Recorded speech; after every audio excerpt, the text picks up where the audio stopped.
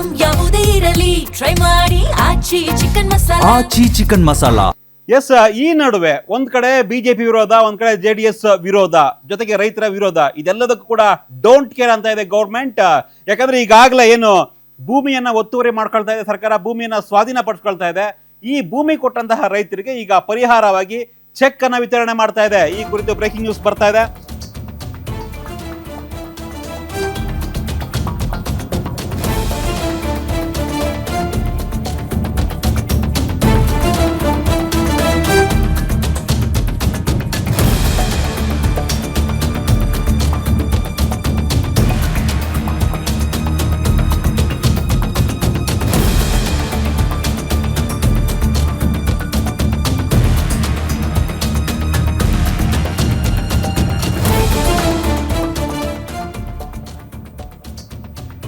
S, ಒಂದ್ ಕಡೆ BJP ವಿರೋಧ, ಜೆಡಿಎಸ್ ವಿರೋಧ, ರೈತರ ವಿರೋಧ, ಇದೆಲ್ಲದಕ್ಕೂ ಕೂಡ ಡೋಂಟ್ ಕೇರ್ ಅಂತ ಸರ್ಕಾರ ಈಗ ಏನು ಭೂಮಿ ಕೊಟ್ಟಿತ್ತು ಸರ್ಕಾರಕ್ಕೆ ರೈತರು, ಆ ರೈತರಿಗೆ ಈಗ ಪರಿಹಾರವಾಗಿ ಚೆಕ್ ಅನ್ನ ಮತ್ತೆ ಬಾಂಡ್ ಅನ್ನ ವಿತರಣೆ ಮಾಡ್ತಾ ಇದೆ. 50-50 ಅನುಪಾತದಲ್ಲಿ. ಅಂದ್ರೆ ಈಗೇನು 1 ಎಕರೆ ಜಮೀನು ಕೊಟ್ಟಿದ್ರೆ ಆ ಜಮೀನಿನಲ್ಲಿ 50% ಸರ್ಕಾರಕ್ಕೆ, 50% ರೈತರಿಗೆ ಅನುಕೂಲ ಆಗುವಂತ ಅನುಪಾತದಲ್ಲಿ ರೈತರಿಗೆ ಈಗ ಬಾಂಡ್ ಅನ್ನ ಕೊಡ್ತಾ ಇದೆ. ಜೊತೆಗೆ ಚೆಕ್ ಅನ್ನು ಕೂಡ ಸರ್ಕಾರ ಕೊಡ್ತಾ ಇದೆ.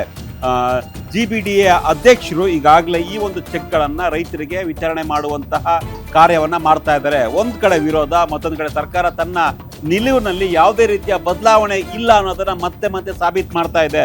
ಸೊ ರೈತರಿಗೆ ಈಗ ಪರಿಹಾರವಾಗಿ ಚೆಕ್ ಮತ್ತೆ ಬಾಂಡ್ಗಳನ್ನ ಸರ್ಕಾರ ಕೊಟ್ಟಿದೆ. ಈಗಾಗಲೇ GBDA ಅಧ್ಯಕ್ಷ ಗಣಗಾಲ್ ನಟರಾಜ್ ಈ ಒಂದು ಚೆಕ್ ಅನ್ನ ಮತ್ತೆ ಬಾಂಡ್ಗಳನ್ನ ರೈತರಿಗೆ ವಿತರಣೆ ಮಾಡಿರ್ತಕ್ಕಂಥ ಸುದ್ದಿ ಈಗ ಬರ್ತಾ ಇದೆ. ಸೊ ರೈತರಿಗೆ ಈಗ ಭೂಸ್ವಾಧೀನ ವಿಚಾರವಾಗಿ ಏನು ಗೊಂದಲ ಇತ್ತು, ಭೂಸ್ವಾಧೀನ ಆದಮೇಲೆ ಎಷ್ಟು ಕೊಡ್ತಾರೆ, ಚೆಕ್ ಕೊಡ್ತಾರಾ, ಬಾಂಡ್ ಕೊಡ್ತಾರಾ, ಎಷ್ಟು ಹಣ ಕೊಡ್ತಾರೆ, ಎಷ್ಟು 1 ಎಕರೆಗೆ ಎಷ್ಟು ಅನುಪಾತದಲ್ಲಿ ನಮಗೆ ರೈತರಿಗೆ ಕೊಡ್ತಾರೆ ಅನ್ನೋ ಒಂದು ಗೊಂದಲ ಇತ್ತು. ಆ ಗೊಂದಲಕ್ಕೆ ಪರಿಹಾರವಾಗಿ ಈಗ ಅಧ್ಯಕ್ಷ ಗಾಣಗಲ್ ನಟರಾಜ್ ಈ ಒಂದು ಬಾಂಡ್ಗಳನ್ನ, ಚೆಕ್ಗಳನ್ನ ರೈತರಿಗೆ ವಿತರಣೆ ಮಾಡ್ತಾ ಇದ್ದಾರೆ. 50-50 ಅನುಪಾತದಲ್ಲಿ ಈ ಒಂದು ಬಾಂಡ್ಗಳನ್ನ ಜೊತೆಗೆ ಚೆಕ್ಗಳನ್ನ ರೈತರಿಗೆ ಕೊಟ್ಟಿರ್ತಕ್ಕಂಥದ್ದು. ಬೆಂಗಳೂರು ದಕ್ಷಿಣ ಜಿಲ್ಲೆಯ ಬಿಡದಿ ಏನ್ ಟೌನ್ಶಿಪ್ ಇತ್ತು, ಆ ಟೌನ್ಶಿಪ್ ವಿಚಾರವಾಗಿ ಭೂಮಿ ಕೊಟ್ಟಂತಹ ರೈತರಿಗೆ ಈಗ ಕೊನೆಗೂ ಈಗ ಪರಿಹಾರ ಕೊಡ್ತಾ ಇದೆ ರಾಜ್ಯ ಸರ್ಕಾರ.